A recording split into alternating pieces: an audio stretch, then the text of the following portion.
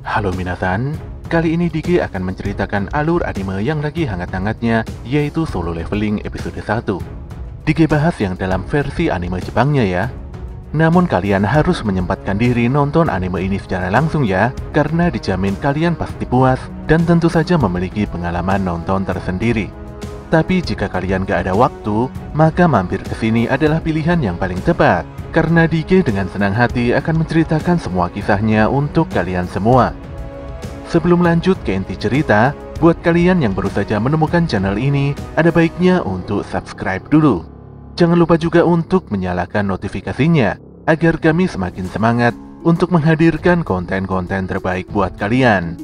Oke, langsung saja. Persiapkan diri kalian, and enjoy!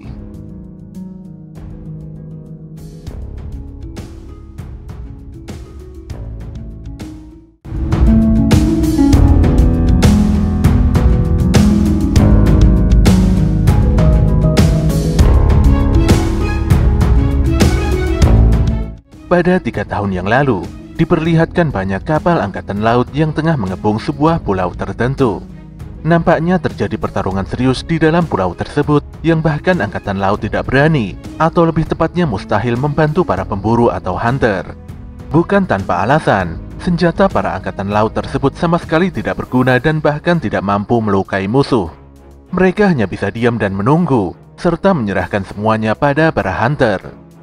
Di salah satu sudut pulau, seorang hunter nampak berlari kencang setelah memancing para monster semut merah keluar dari sarangnya.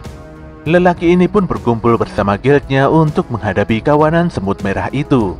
Dia berusaha dengan kuat menahan serangan monster sambil meminta rekan-rekannya untuk menyerang.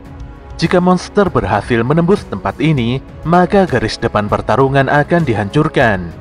Sayangnya mereka semua tidak mampu menahan ganasnya serangan semut merah. Mereka pun memekik kesakitan ketika para semut mulai menggigit dan menjabik-jabik tubuh mereka. Bagaimanapun juga ini adalah pertarungan yang tidak seimbang, karena faktanya mustahil bagi hunter kelas rendahan seperti mereka bisa memenangkan pertarungan ini. Ketika sudah tidak ada harapan, tanpa disangka muncul seorang hunter yang memukul mundur salah seorang monster. Hunter yang diketahui bernama Minori ini lantas melepaskan sihir pemulihan ke udara dan menyembuhkan semua orang dalam sekejap mata. Saat Minori sibuk menyembuhkan semua orang, dia pun kembali diserang oleh para semut merah. Untungnya saat itu Wook segera datang dan menyambar kawanan semut itu dengan petirnya. Demikian juga dengan Taiga, di mana lelaki besar ini ikut membantu dengan mengerahkan berbagai serangan jarak dekatnya. Disinilah diketahui bahwa 3 sekawan tersebut adalah hunter kelas S yang diterjunkan untuk membereskan para monster. Sesaat kemudian, para hunter nampak disatroni oleh monster semut putih yang berukuran jauh lebih besar dari semut merah. Tanpa banyak bicara, Taiga dan Wook langsung menyerang si semut putih. Taiga berusaha menahan capit si semut, sementara Wook menghunjamkan petirnya dari udara dan membuat semut tersebut sangat kesakitan. Kesempatan ini pun dimanfaatkan Taiga untuk menghancurkan kedua capit si semut.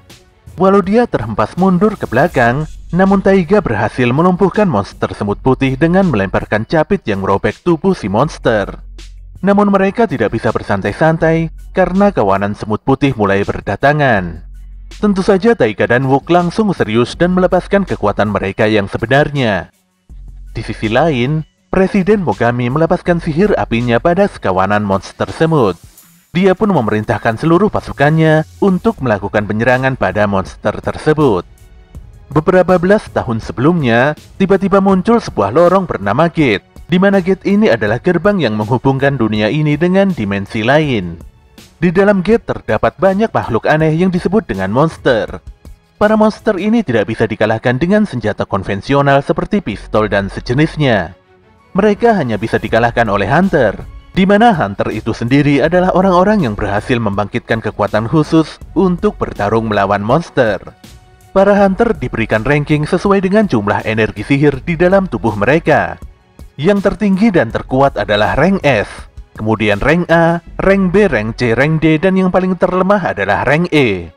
Setelah membangkitkan kekuatan tersebut, mereka tidak akan bisa meningkatkan kemampuan yang dimilikinya walau sudah berusaha semaksimal mungkin. 3 tahun pun berlalu. Di pagi yang cerah itu, Terlihat para hunter tengah berkumpul di sebuah konstruksi proyek gedung pencakar langit. Saat itu Pak Hajime disapa oleh Pak Mura dengan begitu ramah. Hajime nampak kaget karena sebelumnya Mura menyatakan pensiun sebagai seorang hunter. Ternyata alasan Mura kembali karena istrinya saat ini tengah hamil anak kedua. Walaupun agak cemas, namun Mura tetap mengambil raid kali ini agar bisa menghasilkan lebih banyak uang demi keluarganya.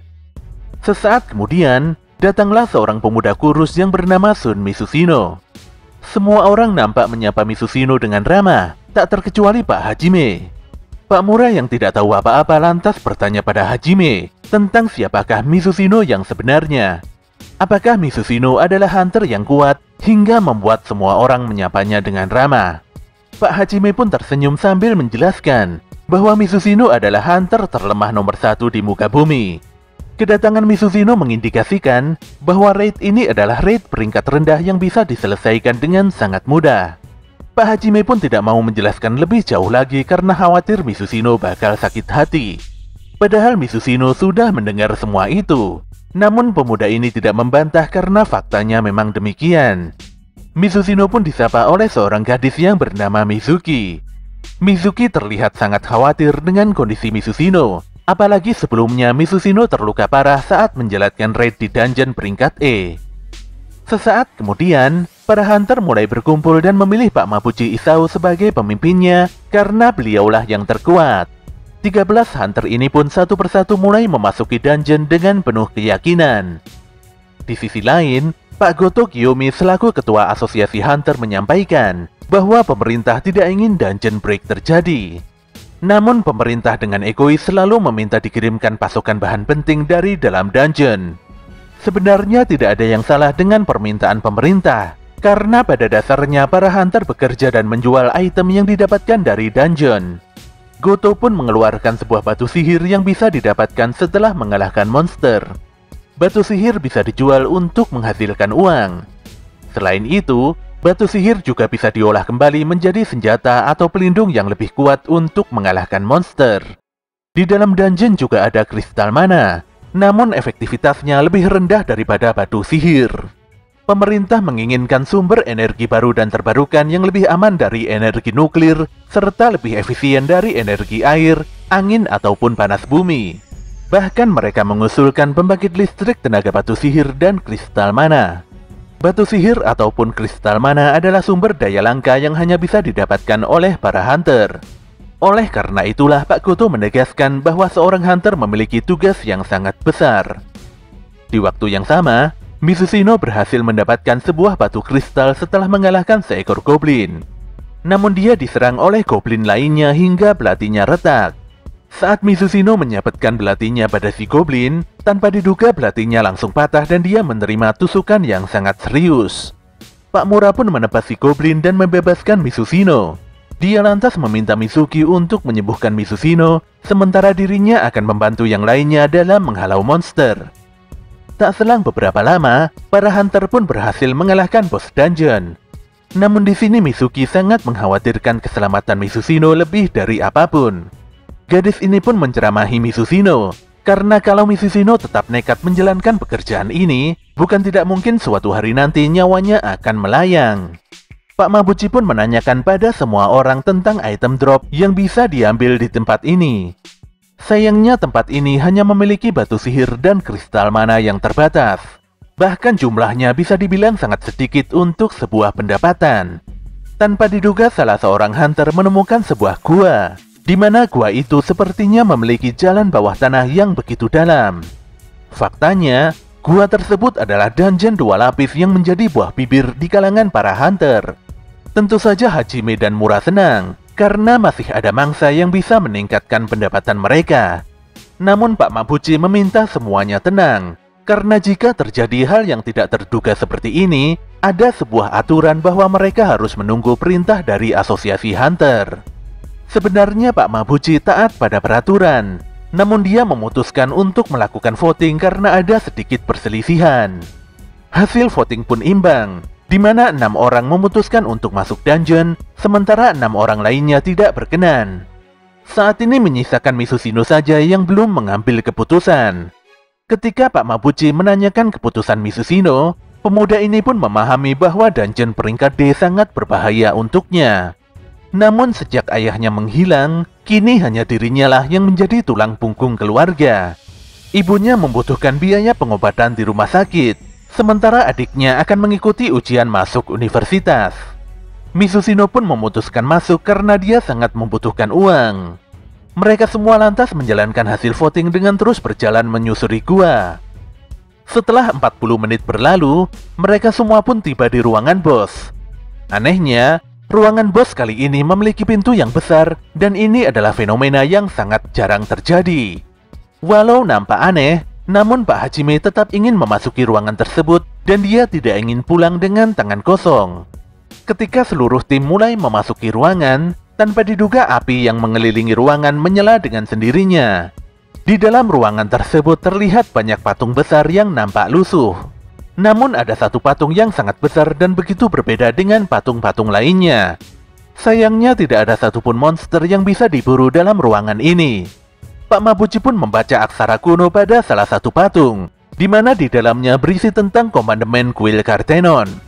Jika tidak mematuhi isi komandemen tersebut, maka mereka semua tidak akan bisa pulang hidup-hidup. Setelah aksara kuno dibaca, tanpa disangka pintu ruangan tertutup rapat. Jelas saja semua orang pun terkejut dan panik. Salah seorang member pun begitu kesal dan ingin segera pulang. Menurutnya, mereka semua tidak seharusnya berada di tempat ini. Ketika lelaki ini hendak menyentuh pintu ruangan, tiba-tiba saja patung penjaga bergerak dan melesatkan dadanya. Hal ini pun mengakibatkan si Hunter terpenggal dan tewas seketika. Kali ini semua orang benar-benar histeris dan sangat ketakutan. Sambil gemetaran hebat, Mizushino lantas melihat patung paling besar di belakangnya. Dan betapa kagetnya dia saat menyaksikan secara langsung kalau mata si patung tiba-tiba bergerak memandangnya. Entah sudah berapa kali Mizushino berdiri di antara hidup dan mati. Entah bagaimana caranya dia bisa terpisah dari rombongan dan tersesat di dalam raid. Dia dikalahkan oleh monster peringkat E dan harus dirawat di rumah sakit selama berminggu-minggu. Dia juga nyaris tewas kelaparan karena terjebak di dalam labirin. Mau serendah apapun peringkat dungeon, Mizushino selalu mempertaruhkan nyawanya. Berbeda dengan Hunter kebanyakan, Mizushino begitu kesulitan untuk membeli sebilah belati.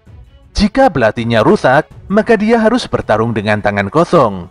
Mizushino selalu bertahan dari hinaan orang lain dan terus bekerja mempertaruhkan nyawa demi imbalan yang tidak seberapa.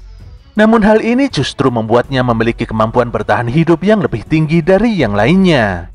Ketika dia berteriak pada semua orang untuk segera menunduk, saat itu juga si patung besar melepaskan sinar panas dari kedua matanya. Mizushino pun sangat ketakutan setelah menyadari bahwa dirinya mungkin akan benar-benar terbunuh di tempat ini.